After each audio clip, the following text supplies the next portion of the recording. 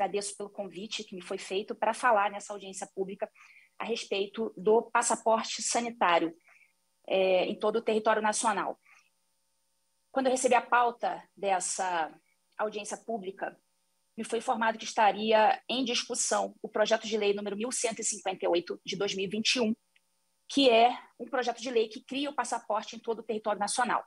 Então, eu li a lei, esse projeto de lei, li inclusive a justificação, né, para quem falando aqui, para quem estiver assistindo, que não entende como é que funciona um projeto de lei, tem o texto legal e logo em seguida tem a justificação, a justificativa. Por que que esse projeto de lei ele foi criado e por que que constam aquelas determinações na lei. Então, eu li tanto a lei como a justificação. E tenho coisas a falar tanto sobre a lei como a justificação. Inicialmente, a gente tem que ver o seguinte, que esse projeto de lei 1158 cria em todo o território nacional, então não é só no estado A, no estado B, é em todo o território nacional, e diz que esse passaporte sanitário valerá para viagens nacionais e internacionais. Então, se o sujeito quiser viajar de ônibus ou de avião em território nacional, ele vai ter que apresentar este passaporte.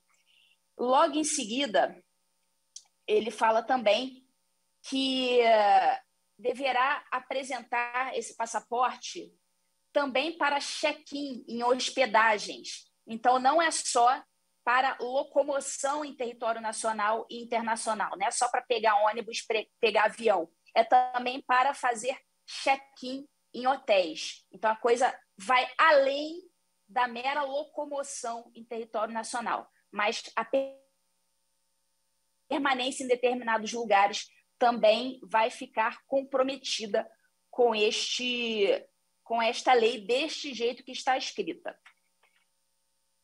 Eu não vou nem falar a respeito dos problemas gramaticais que eu encontrei nessa lei. Me pareceu, né, com todo respeito, uma lei feita às pressas, uma lei feita de forma assodada, que inclusive nem por correção ortográfica passou.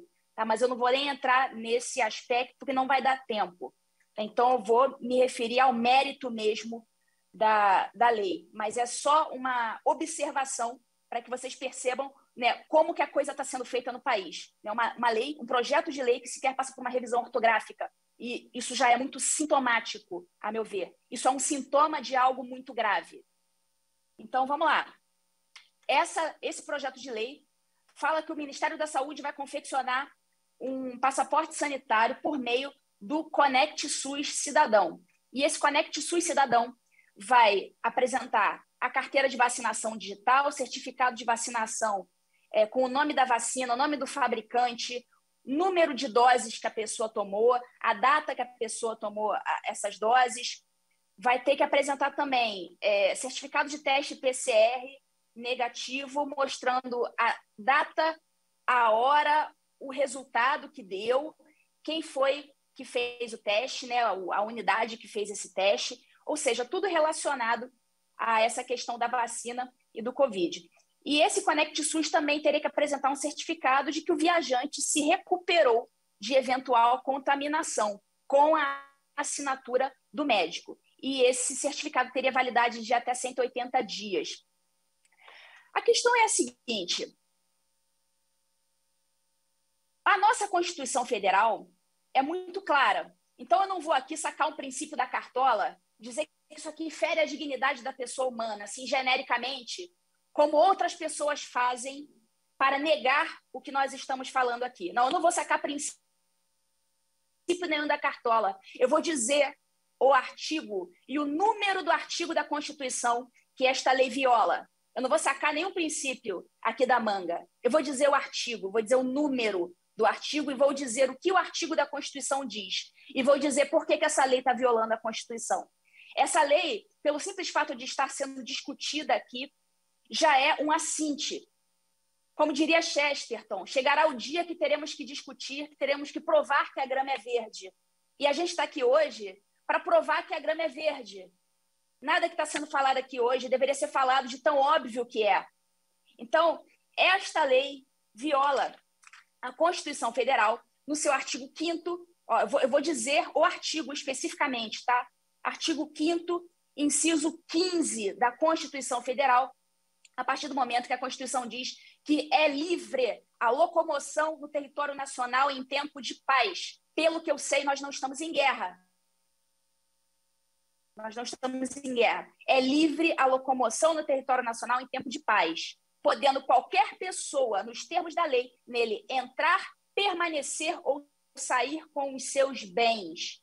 Então, primeira regra constitucional que esta lei viola, artigo 5º, inciso 15 da Constituição Federal.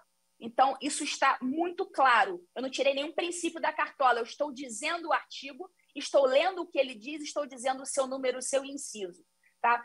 Viola a liberdade de locomoção no Brasil, que é garantida por norma que não sequer pode ser modificada por emenda constitucional. É cláusula pétrea da nossa Constituição. Então, não pode, se nem uma emenda constitucional pode modificar este artigo, que dirá uma lei ordinária, como esta que está sendo proposta pelo projeto de lei 1158 de 2021.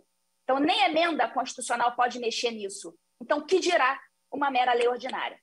Então, isso é de uma obviedade galopante, que é realmente assintoso alguém ter que vir aqui para falar isso.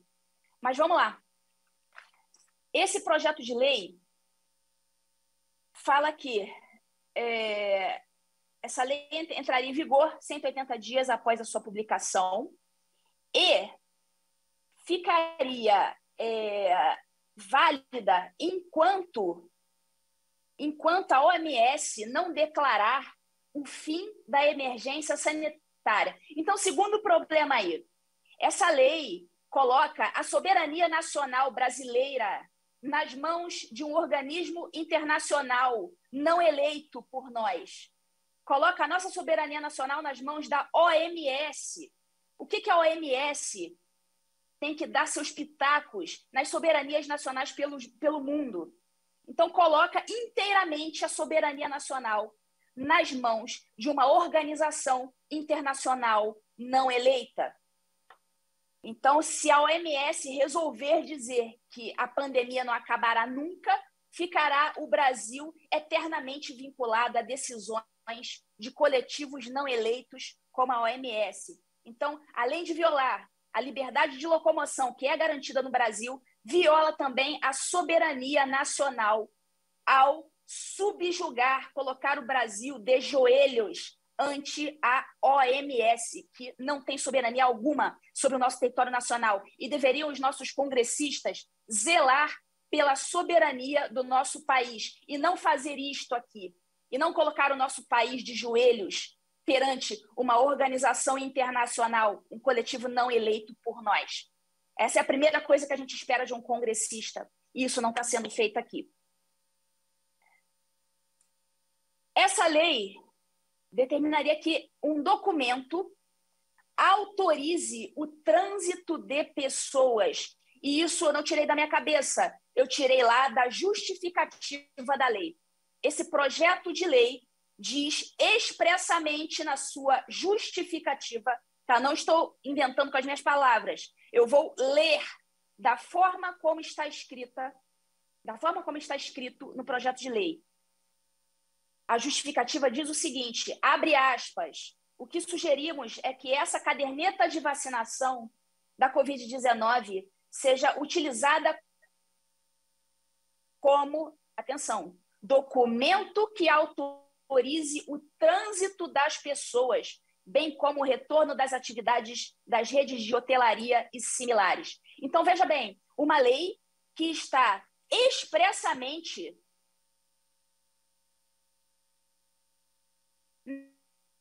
na cara dura, dizendo vir autorizar o trânsito da Constituição que esta lei viola.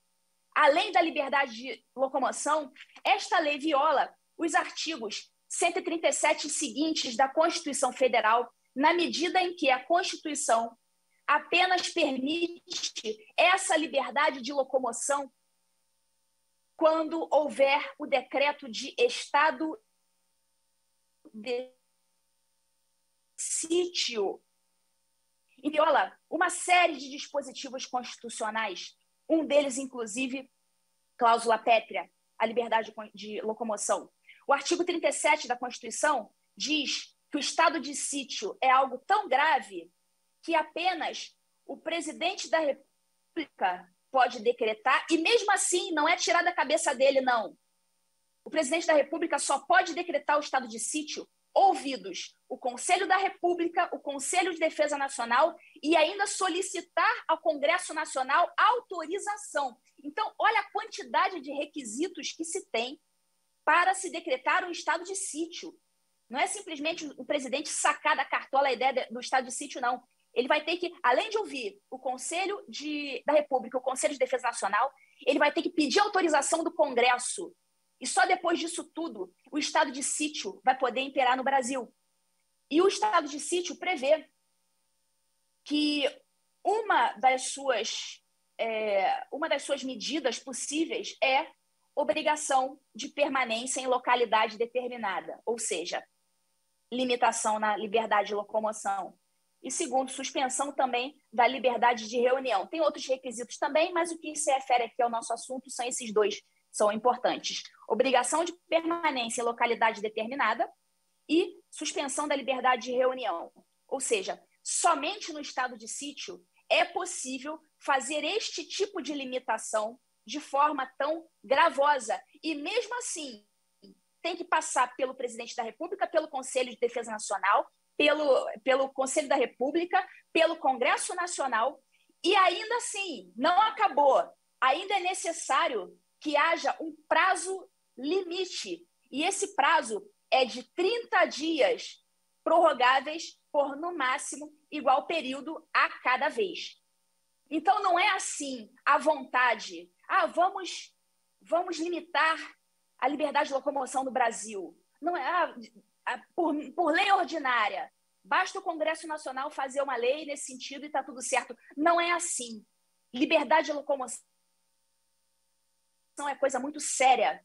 Os nossos bens mais valiosos no Brasil são vida e liberdade. E estão querendo tirar nossa liberdade por meio de uma mera lei ordinária, quando a própria Constituição diz que é livre a locomoção em território nacional, e para se restringir apenas nessa hipótese aqui de estado de sítio, que são exigidas uma série de limitações, uma série de requisitos para se instituir o estado de sítio. Não é assim, dessa forma que é feita. Então, aqui eu estou fazendo uma análise estritamente jurídica e mostrando aqui, apontando exatamente os dispositivos da Constituição que esta lei viola. Eu não estou enganando ninguém, não estou tirando princípio da manga, princípio da cartola. Não estou aqui divagando. Eu estou mostrando, estou dizendo artigo, estou dizendo número. Isso não precisava estar acontecendo.